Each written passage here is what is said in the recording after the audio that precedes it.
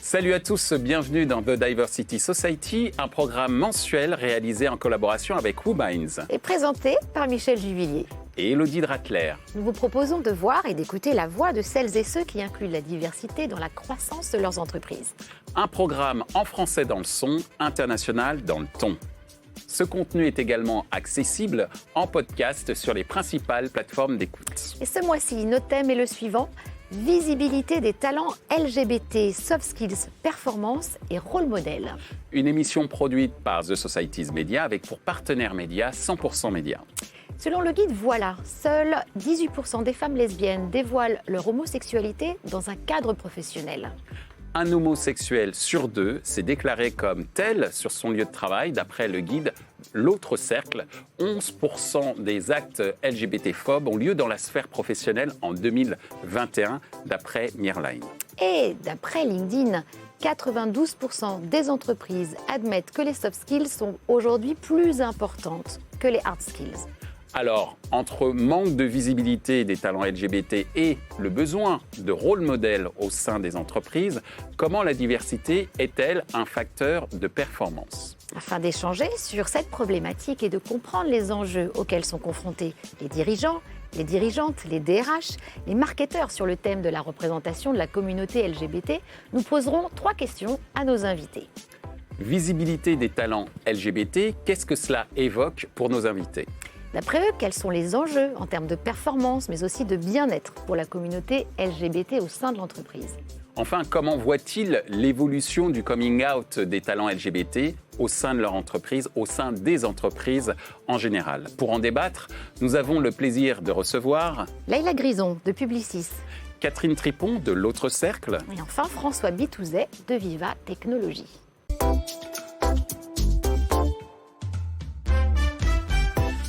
Bonjour Catherine, bonjour Leïla, bonjour François et bonjour Michel. Bonjour Elodie.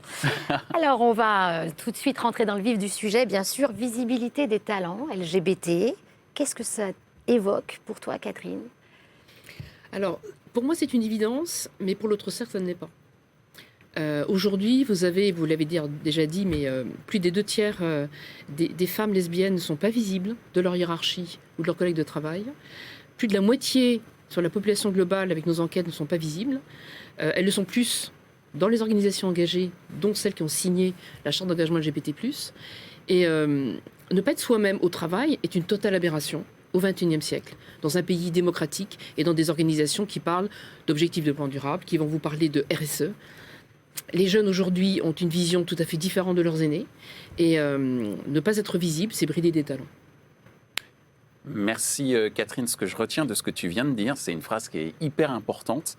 Ne pas être soi-même dans le monde du travail, d'une certaine manière, c'est une souffrance, si j'ai bien compris ce que tu évoques. Et c'est vrai qu'on a beaucoup de masques sociaux qui sont parfois utilisés par les uns les autres, que ce soit pour sa différence de genre, voire sa différence ethnique. Donc, même question pour toi, Leïla, qui travaille dans un grand groupe international tel que Publicis. Quand on parle de la visibilité des talents LGBT, qu'est-ce que ça évoque pour toi ? Alors, la première des choses, évidemment, et sans doute, je répéterai un peu ce que vient de dire Catherine, mais ça me paraît essentiel, donc on ne le redit jamais assez. Quand plus de la moitié des personnes concernées, donc homosexuelles, lesbiennes ou bisexuelles, n'osent pas se déclarer ou être elles-mêmes au sein de l'entreprise, alors à la fois sur le plan éthique, il me paraît insoutenable et inconcevable qu'on puisse s'oublier, s'effacer ou se cacher parce qu'on craint ou on redoute le rejet. Et qu'on a beau être très très en avance sur le droit LGBT qui est plus en France, la société reste quand même très très très hétéronormée, notamment à la machine à café. Donc ça, c'est un premier point. Et parce qu'effectivement, et tu le disais, je travaille au sein d'un grand groupe international qui a, parce qu'il est très grand, de grandes responsabilités. Donc là, on est sur la responsabilité éthique, mais aussi des enjeux de performance. Et Il se trouve que là comme ailleurs, quand on ne peut pas être soi au travail, c'est 26% de productivité en moins ou d'efficacité en moins parce que la douleur ou l'énergie que ça coûte de devoir mettre un masque, eh bien, c'est du temps qu'on ne met pas à juste pouvoir exposer, exercer son talent. Donc voilà, ça c'est sans doute la première des raisons ou la première des choses que ça m'évoque quand on parle de visibilité des talents LGBT. Il faut le retenir, ce chiffre, 26% de productivité en moins. Donc il y a un lien direct, en fait, avec la capacité, la volonté, la possibilité d'être soi, de s'affirmer, d'avoir une place dans l'entreprise. De ton côté, évidemment, cette visibilité, elle est aussi très importante. Elle se mesure peut-être d'une autre manière. Tu travailles aujourd'hui à la direction de Vivatech. Je ne sais pas si avant, tu pouvais, dans d'autres expériences, faire aussi ce lien sur cette performance. Mais ça engage quoi aujourd'hui, la visibilité des talents LGBTQI? Oui, je pense que le sujet, il est à la fois le risque de perte effectivement de productivité, mais ce qui est intéressant aussi, c'est de se dire, au-delà de ça, c'est que quand on est bien dans son entreprise, qu'on peut assumer d'être qui on est, c'est pas simplement qu'on ne perd pas de productivité, c'est qu'on en gagne. Et moi, je crois beaucoup que la diversité aujourd'hui dans le monde de l'entreprise, au-delà des questions philosophiques, éthiques, c'est une force. C'est-à-dire que dans un monde où les marchés changent de manière incroyablement rapide, où il faut être agile, je pense que cette diversité, qu'elle soit liée au genre, aux gens qu'on aime, mais ça peut être aussi aux origines, au fait d'être une femme, etc., eh bien, ça nous fait tous grandir, ça nous permet tous d'être plus créatifs, et c'est ça qui est intéressant dans le monde de l'entreprise. Et ce que je trouve intéressant aujourd'hui, et par rapport à cette visibilité, c'est que pendant des années, je pense que quand on était gay, lesbienne, bi, trans, on pouvait avoir peur en se disant je risque d'être mis au placard en essayant d'en sortir. On pouvait avoir peur d'être viré, parce que c'est des choses aussi qui se faisaient. Et aujourd'hui, les choses s'inversent. C'est-à-dire on est quand même dans une autre configuration économique où les talents sont plus recherchés. Et je pense que c'est intéressant de dire, le fait d'être visible, c'est pas quelque chose qui est concédé par l'entreprise, c'est quelque chose qu'il faut demander, qu'il faut revendiquer. Et moi, je dis toujours aux gens, si l'entreprise dans laquelle vous allez vous rendre, vous allez être embauché, ne vous garantit pas ces conditions de travail, ne leur donnez pas votre talent. Et c'est extrêmement important de le dire, il faut faire la grève des talents par rapport aux entreprises qui ne nous donnent pas notre place, c'est extrêmement important. Alors, je veux juste un petit complément d'information. Oui, j'ai plutôt parlé des LGB, c'est-à-dire lesbiennes, gays et bisexuels. Pour les personnes transgenres, c'est l'inverse. Évidemment, on parle donc de l'identité de genre ou de l'expression de genre. Et là, on voit arriver des nouvelles générations qui font le choix de la non-binarité, qui ne veulent pas être identifiées comme étant garçons, filles, homo, hétéro. Et la visibilité forcée justement des personnes, soit qui ont fait leur transition et qui ne sont pas forcément en totale conformité entre leur état civil et leur apparence, ou effectivement qui entament un processus de transition et qui vont oser le faire. C'est ce que tu disais tout à l'heure, est-ce que je vais pouvoir le faire dans mon entreprise sans perdre mon job? Aujourd'hui, beaucoup trop de personnes en transition ont perdu leur boulot. Et ça, c'est pas acceptable. Et c'est directement lié? Bien sûr, bien sûr. Vous engagez un garçon et en fait, on vous dit que c'est une fille. C'est compliqué. Tant qu'on n'a pas ce travail d'apprentissage à l'école, et là joue le rôle de l'enseignement secondaire, de l'enseignement supérieur, ou si on n'apprend pas ce qui existe dans la réalité de la société, alors on n'avancera pas là-dessus. Et on n'aura pas la compréhension, effectivement, que la question du genre, quelque chose qui a un caractère politique pour certains, ce qui est un tort, on a dévié le sujet. La question, c'est d'être bien soi-même. On revient à la question de qualité de vie, bien-être au travail. Si je suis bien dans la peau dans laquelle je suis, et si j'ai toujours été bien dans un corps, dans un genre féminin, alors que je suis un homme aux yeux de l'état civil, il est où le sujet? Elle est où la compétence? Elle est où la performance? Il y en a moins? Je serais tenté de dire, il y en a plutôt plus, en général, pour les personnes LGBT+, qui doivent souvent subir ou ont subi dans leur vie familiale, scolaire et autres. Généralement, ça tanne du cuir et ça vous rend beaucoup plus costaud pour résister à la pression. Oui, puis alors précisément, et effectivement, ça fait le point entre ce que vous disiez sur la performance. Il n'est pas d'écosystème consanguin qui soit reconnu très prolifique et ni très pérenne. Et précisément, donc là, on est là pour parler des diversités LGBTQI+, mais associé à toutes celles que tu évoquais tout à l'heure, François, mixité sociale, diversité d'origine, diversité de parcours, que sais-je, d'âge. Il est bien entendu ou facile d'imaginer que la diversité des profils et donc des chemins de pensée va nourrir plus de créativité, plus d'innovation. Il n'y a pas une entreprise qui a intérêt à se priver de plus de créativité et d'innovation dans un monde qui bouge effectivement, tu le disais très bien. Ni de talent, dont 30% des jeunes refusent effectivement d'être rangés dans une case binaire. Et quand on est dans un contexte de guerre des talents, eh bien, il conviendrait d'adresser ces 30% de jeunes qui vont venir demain nous honorer s'ils investissaient dans nos entreprises. Qui seront peut-être également noirs. Oui, qui auront peut-être un handicap. Oui, Qui auront sans doute peut-être une affirmation de conviction religieuse. Tout à fait. Parce qu'on n'est pas juste, à un moment donné, une singularité. Non. Tout à fait. On est composé de plusieurs singularités qui jamais produisent D'ailleurs, son j'ai histoire. appris un mot qui s'appelle l'intersectionnalité Absolument. entre ces différents Piliers de la aspects diversité. que sont le genre, que sont l'ethnie, que sont les origines, entre handicap. autres, ou le handicap. L'âge. Donc L'âge. effectivement, cette intersectionnalité fait ce que nous sommes tous, 7 milliards d'êtres humains, uniques. Et c'est cette différence qui fait que la société fonctionne. On l'espère en tout cas, peut être harmonieuse sur le papier. Alors justement, je parle d'harmonie.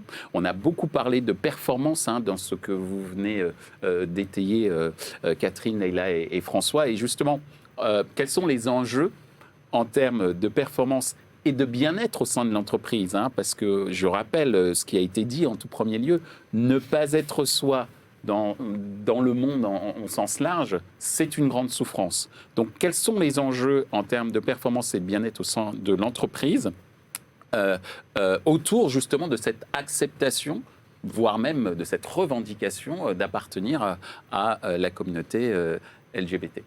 Alors, ce n'est pas Catherine. forcément une revendication. Tout le monde n'a pas cette vision politique. Bien sûr. En revanche, il y a un mot qui ressort très régulièrement quand vous discutez des politiques RH, c'est l'engagement des salariés. Comment voulez-vous être engagé si vous ne pouvez pas être vous-même? Si à un moment donné, il y a un enfant qui arrive dans votre foyer, vous avez envie de partager ce moment avec vos collègues, et il se trouve que vous n'êtes pas le parent biologique. Il se trouve que cet enfant, alors maintenant, si c'est un couple de femmes, la PMA depuis fin 2021 vous permet effectivement de bénéficier des droits liés à la parentalité. Si vous êtes un garçon et avec votre compagnon, vous allez faire une GPA qui n'est pas autorisée à l'étranger. Cela étant, quand l'enfant revient en France, il n'est pas patride. L'administration le reconnaît, il a un des deux parents. Donc si vous n'êtes pas le parent biologique et que vous voulez partager ce moment de bonheur ou activer des droits, eh bien vous le faites ou vous ne le faites pas. Ça va prendre des risques ou pas des risques. Ça pèse sur le quotidien. Quand vous entendez des propos déplacés, on n'entend pas beaucoup de propos racistes, antisémites sur le lieu de travail parce que ça réagit immédiatement. Mais les propos sexistes, les propos LGBT-phobes, les propos spécifiquement lesbophobes, le fait d'être femme et lesbienne, je peux vous dire que ça y va franco. Dans une enquête, un gros programme qui s'appelle Voilà, sur la visibilité ou l'invisibilité des lesbiennes au travail, vous avez 51% de femmes qui ont subi agression ou discrimination.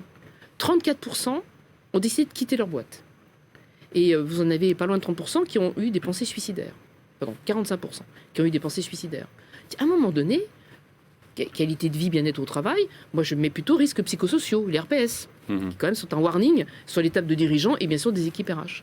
Donc comment voulez-vous, quand vous entendez des propos déplacés, la petite blagounette, un petit peu pédé aux tapettes, un peu goudou, j'ai tendance à dire que ce n'est pas la LGBT-phobie lourde, c'est quand même rarement un compliment.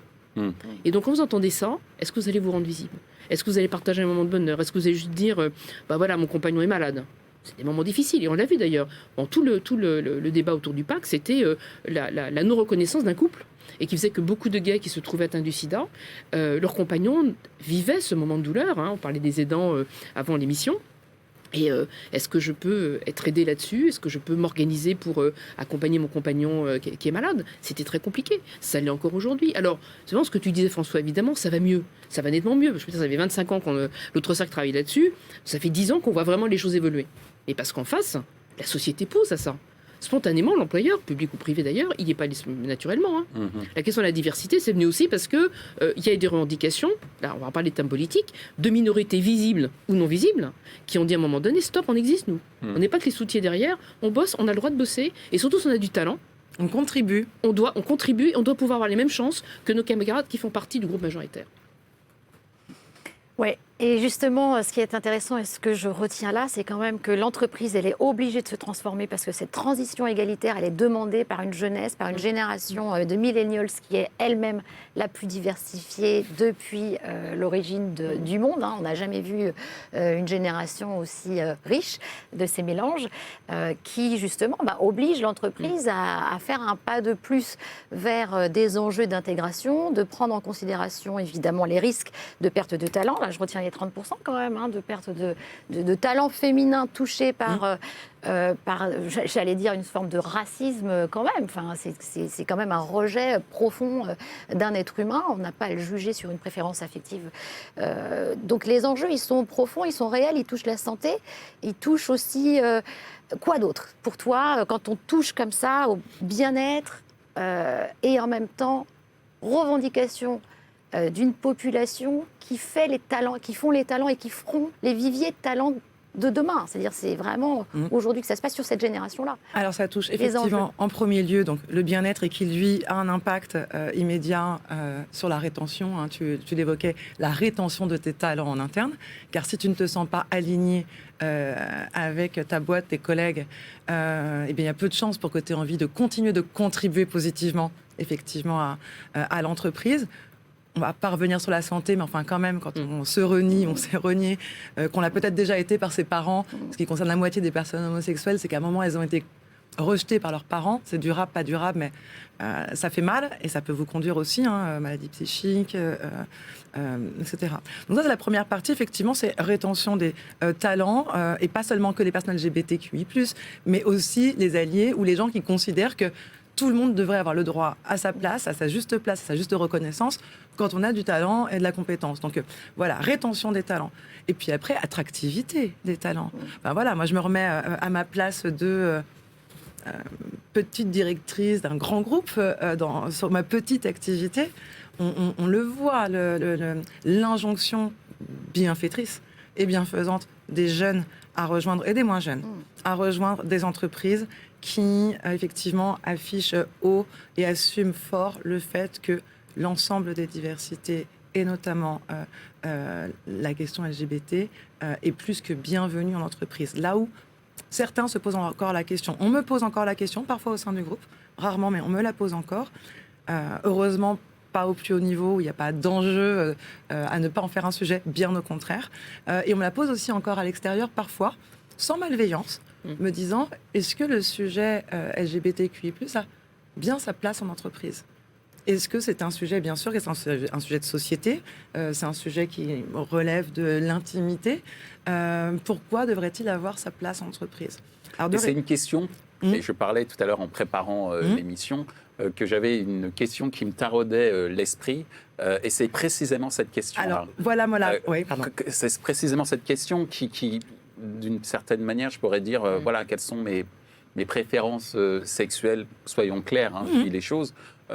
Ça importe peu, j'allais dire, au niveau public, au niveau de la société ou de l'entreprise où je travaille. Mais, par contre, ce que je comprends en vous écoutant, et c'est pour ça que je profite de ce moment-là précis, au moment où tu poses la question qui me taraude un peu l'esprit, où je dis mais c'est de la sphère privée, où je me rends compte qu'en termes de bien-être personnel, c'est important en réalité pour certaines personnes stigmatisées de par leur préférence, ou en tout cas pour leur appartenance en termes de genre. C'est un enjeu, en tout cas on parle beaucoup des maladies psychiques et mentales actuellement, et que cette question-là, elle est quand même au cœur au moins de ce bien-être mental. Absolument, mais pour revenir à la question, du coup, que je te remercie d'appuyer, de reposer, et laquelle je vais essayer de répondre, et sans doute que ce ne sera pas complet comme réponse, donc là je laisserai mes camarades compléter, mais oui, ça a sa place entreprise pour plusieurs raisons. D'abord, il faut faire une différence entre ce qui relève de la vie privée et de l'intimité. D'accord ? Moi, le matin, je me lève, je suis une femme hétéro, j'ai 2 enfants.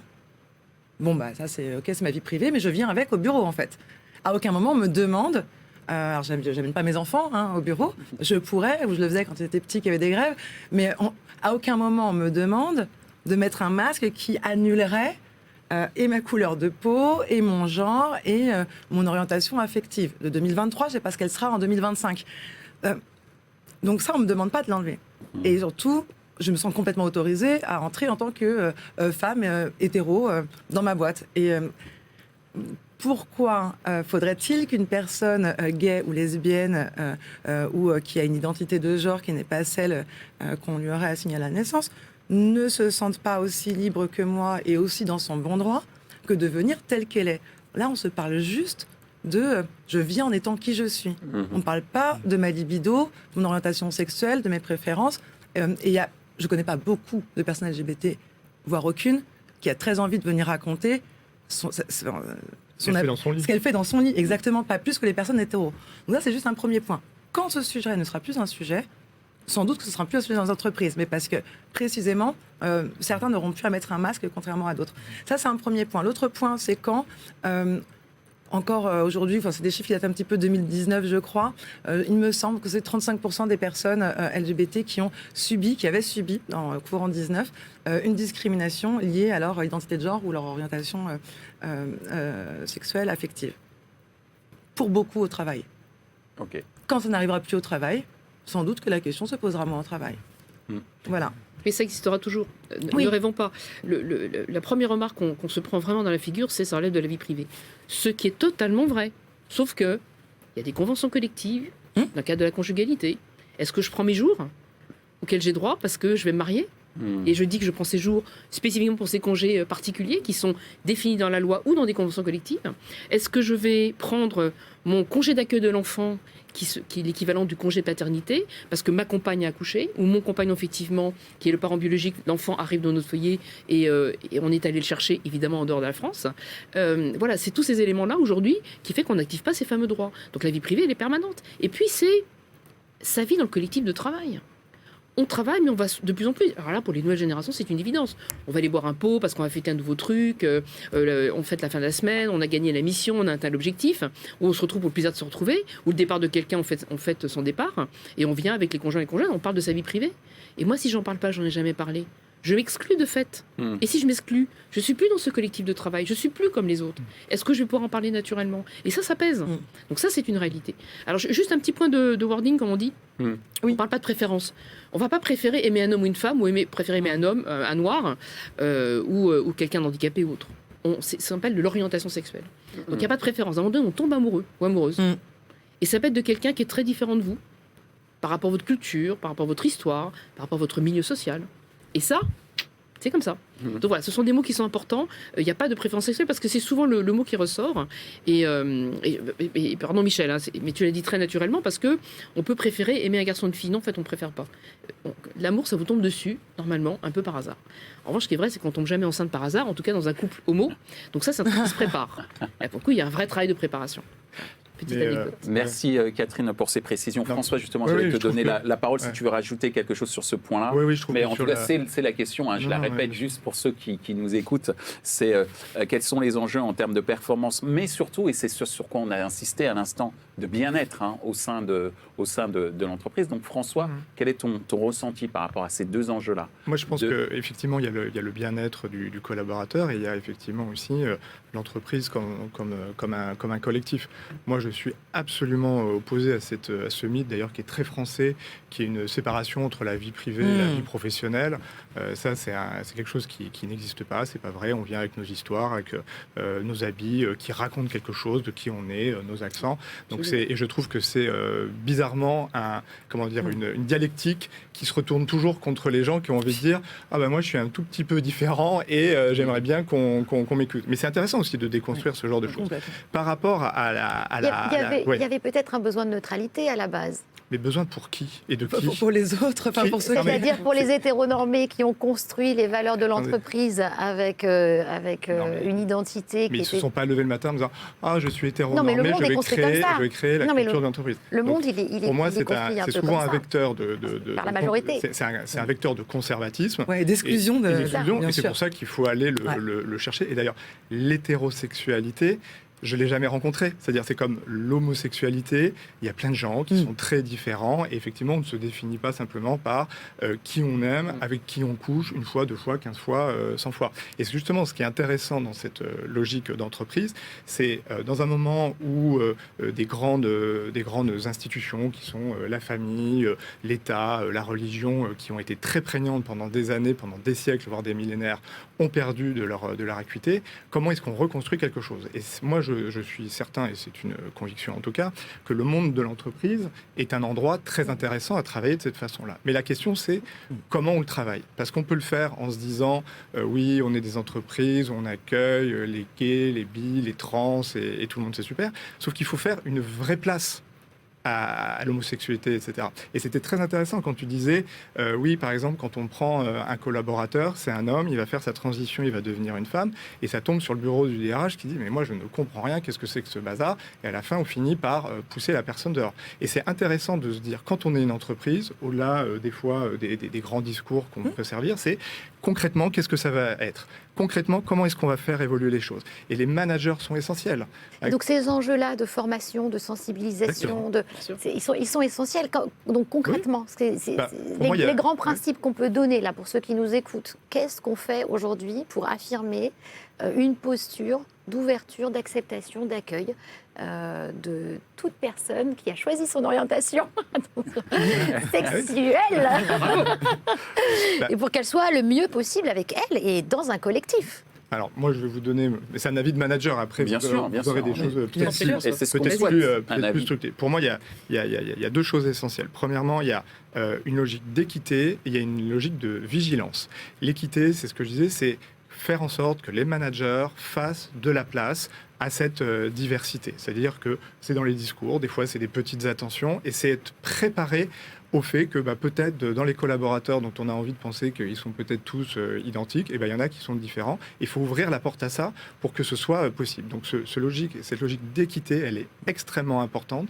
C'est comment dire aux gens de manière très claire, s'il y a une différence, vous serez traités de la même façon, mais avec cette différence, parce qu'elle est intéressante pour l'entreprise. Donc ça, c'est pour moi, c'est l'équité. Mais il faut le dire, ça ? Je pense qu'il faut le dire, il faut l'assumer. Il faut l'affirmer. Et je pense que la question de charte, la question aussi de rôle modèle, peu importe comment on le définit, ce sont des preuves objectives qu'il faut mettre en place. Vous savez, il y a l'autre qui disait il n'y a pas d'amour, il n'y a que des preuves d'amour.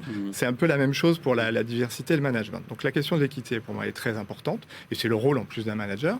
Et deuxièmement, c'est la vigilance.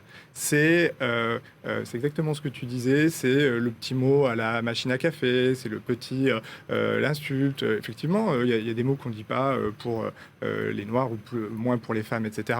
Par contre, le mot PD, enculé, franchement, ça s'entend assez souvent dans une entreprise. À quel moment on dit oui, dans une réunion, tu as dit le mot PD, c'est peut-être pas génial. Mais ça, c'est très dur pour un manager. Hein. Enfin, je veux dire, au-delà des grandes déclarations d'intention, faire ce pas-là, voilà. Et je pense que, alors moi, ça m'est arrivé, par exemple, dans des réunions, de dire, quelqu'un dit, oh là là, lui, c'est vraiment, c'est un PD. Je dis, il y en a un deuxième à la table. Et ça ramène tout le temps les gens, et c'est là aussi le principe d'équité, le principe d'exemplarité est très important. Mais ça veut dire, ce que je disais au début, et j'insiste là-dessus, ça nécessite un travail. Au-delà des bonnes volontés, de tout ce qu'on va pouvoir faire, c'est à un moment, l'entreprise, elle doit être face à cette diversité et ça doit changer les choses. Et c'est pas toujours simple et il faut aussi le dire, c'est important. Est-ce que dedans, il y a un rôle des alliés? Parce que là, quand je t'entends, il y a une autorisation que tu donnes à toi-même avec un statut peut-être de manager, peut-être qui est moins fragilisé dans son poste. On est jeune, on a, je sais pas, peut-être peur de se faire virer, peut-être moins de capacité à répondre à des propos homophobes, des propos affreux. Enfin, je veux dire, c'est vraiment Et ça me fait penser aussi à ce qui se passe autour d'un sexisme ordinaire dans les réunions. Hein. Donc là, comment est-ce que... On n'est pas loin du racisme ordinaire aussi, parce qu'on entend dire depuis tout à l'heure que c'est un sujet qui, mais en fait, tranquillement, voilà, l'intersectionnalité des enjeux là aussi. Mais il faut se dire aussi qui doit faire ce travail.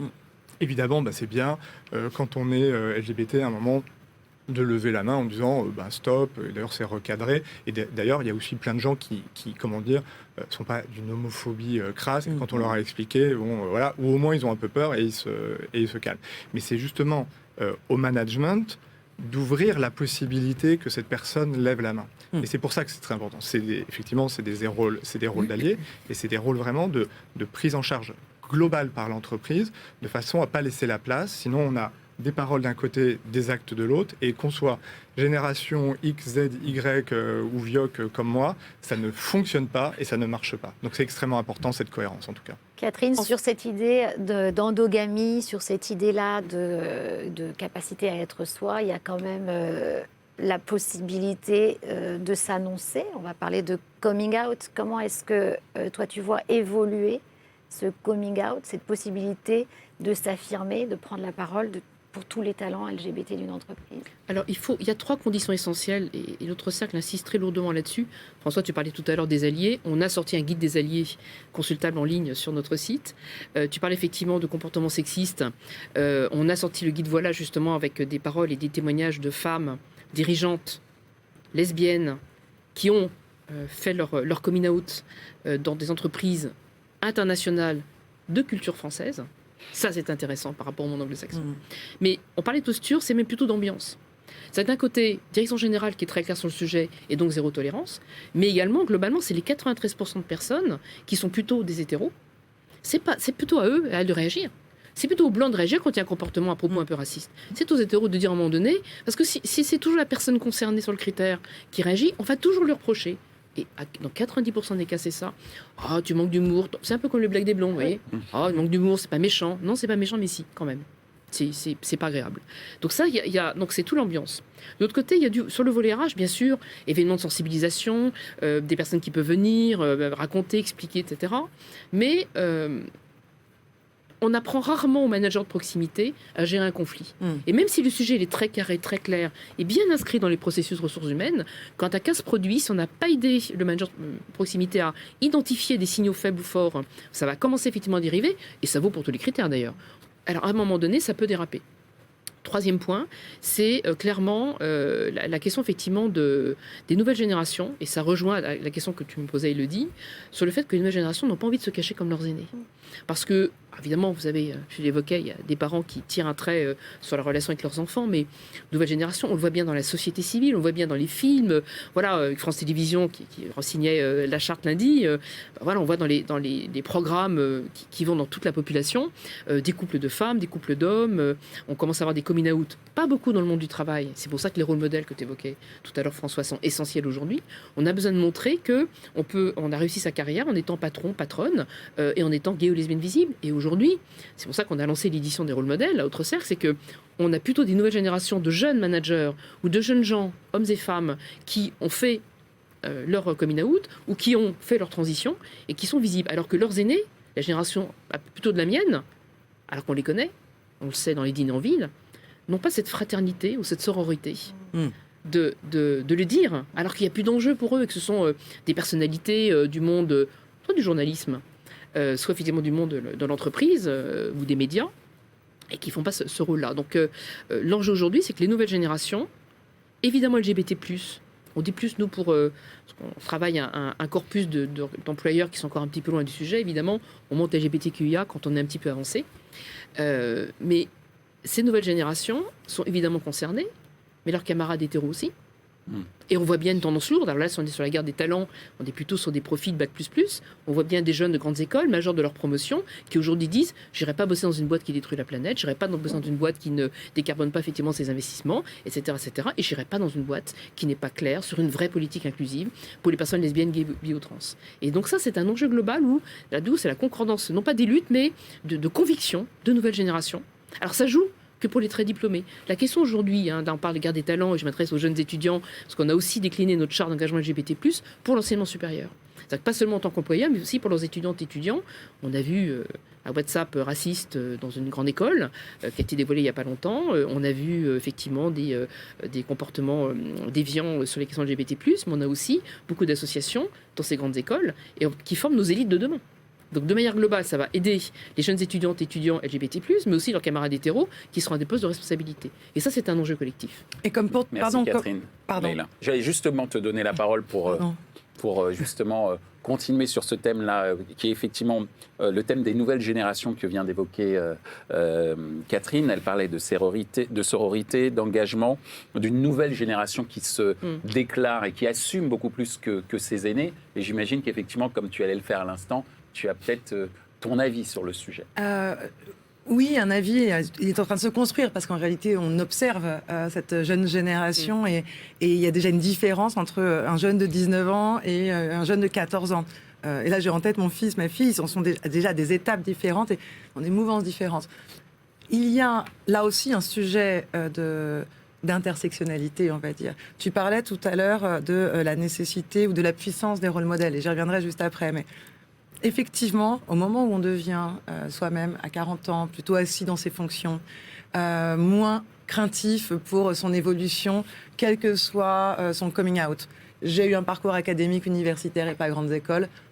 Il y a 5 ans, je ne le criais pas sur les toits. Aujourd'hui, je l'assume et je le dis en fait, pas pour moi, mais parce que c'est ma responsabilité à l'endroit d'étudiants qui n'auraient pas la chance de pouvoir intégrer les parcours grandes écoles, quelle qu'en soit la raison. Et bien là, de la même manière, effectivement, il y a cet enjeu-là de faire gagner en sororité ou en collectif la question LGBTQI+, je m'entends par là, souvent ce sont devenus, quels que soient les sujets de la diversité, des réussites individuelles. Une femme qui devient patronne d'un groupe du CAC 40, c'est une exceptionnelle réussite individuelle. D'ailleurs, elle aime aussi à se dire que c'est sa réussite individuelle. Globalement, les secteurs un peu réacs sont très contents d'en faire une exception en disant, bon, vous voyez, on l'a, donc on n'est pas contre. Il y en a une, ça c'est fait. Il y en a une, ça c'est fait. Il y en a un, il y en a une. C'est bon, on est au complet. Il n'y a plus de place. Voilà. Et donc, cet élan de collectif qui arrive par le bas, par la jeunesse, je pense qu'il va nous permettre d'accélérer beaucoup plus. J'ai juste un point de précision. Tout à l'heure, tu posais la question de qu'est-ce qu'on peut faire en entreprise. Alors, ça va paraître complètement... je ne sais pas si c'est anecdotique, en tout cas, le petit plan d'action facile à mettre en œuvre, ça nécessite de redémarrer par de la sensibilisation. Dans une entreprise où on se dit, c'est le sujet, c'est pas le sujet, il y a un problème, il n'y a pas de problème, la sensibilisation. On parlait tout à l'heure de la moitié des personnes LGBT qui ont été rejetées par leurs parents, il me semble, et de la non-frontière finalement entre l'entreprise et la maison. J'ai ouï dire qu'il y avait quelques parents dans les entreprises. Le fait de remettre le sujet au cœur, c'est super. On a des stagiaires. Alors moi, j'ai eu le grand bonheur d'avoir des stagiaires qui ont fait leur coming out après des campagnes de sensibilisation interne.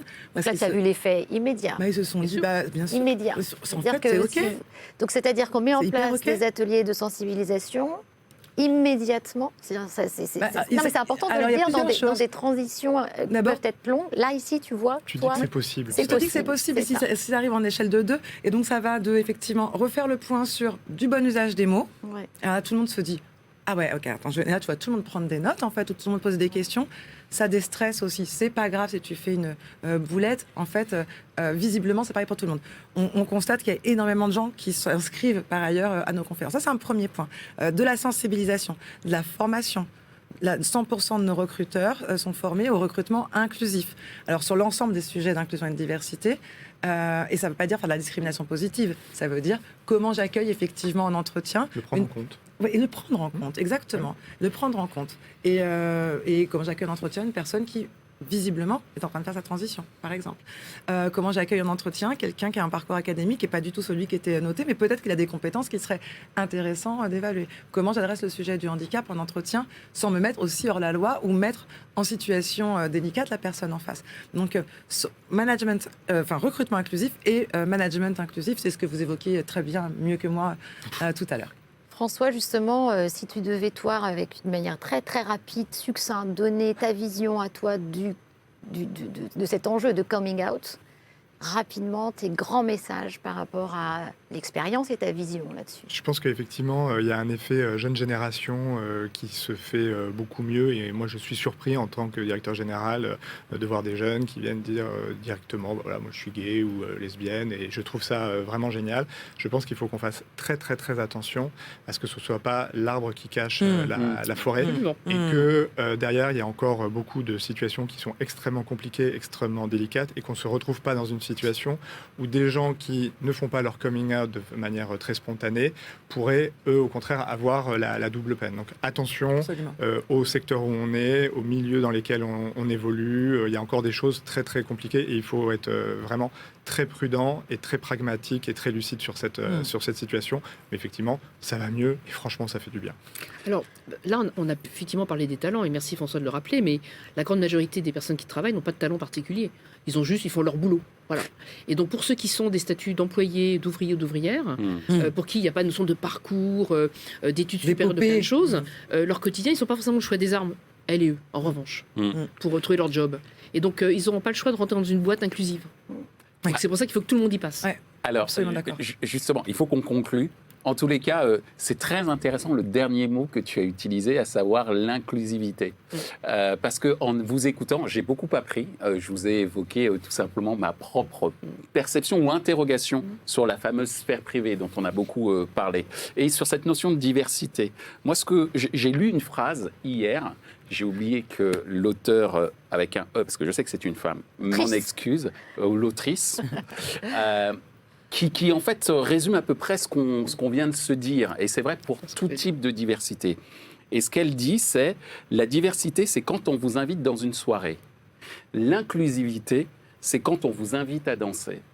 Et en vous écoutant, je pense qu'il y a un effort qui est fait au niveau des entreprises pour embrasser cette diversité. Le plus grand enjeu derrière, et on voit que la jeune génération aide les entreprises de manière très positive, c'est d'inviter à cette inclusivité, d'inviter à danser les différentes populations, en tout cas chacun d'entre nous avec notre intersectionnalité en termes de diversité, que ce soit en termes de genre, que ce soit en termes d'ethnie, pourquoi pas même d'un point de vue religieux. En tout cas, moi, j'ai beaucoup appris en vous écoutant. Comme disait Louis de Funès, quand on lui a dit « Qu'est-ce que ça vous a fait de tourner Rabbi Jacob ?» Il a dit « Ça m'a décrassé l'âme ». Je ne dirais pas que mon âme était décrassée, était en tout cas encrassée. Elle n'avait pas l'air. En tous les cas, ce qui est sûr, c'est que grâce à toi également, Élodie, et à travers ce thème que l'on a abordé aujourd'hui, et je pense que beaucoup de gens comme nous, comme moi, ont beaucoup appris et vont ouvrir, comme tu aimes souvent le dire, Élodie, leur chakra. Donc merci, merci beaucoup, merci beaucoup. Eh bien, bien sûr, namasté.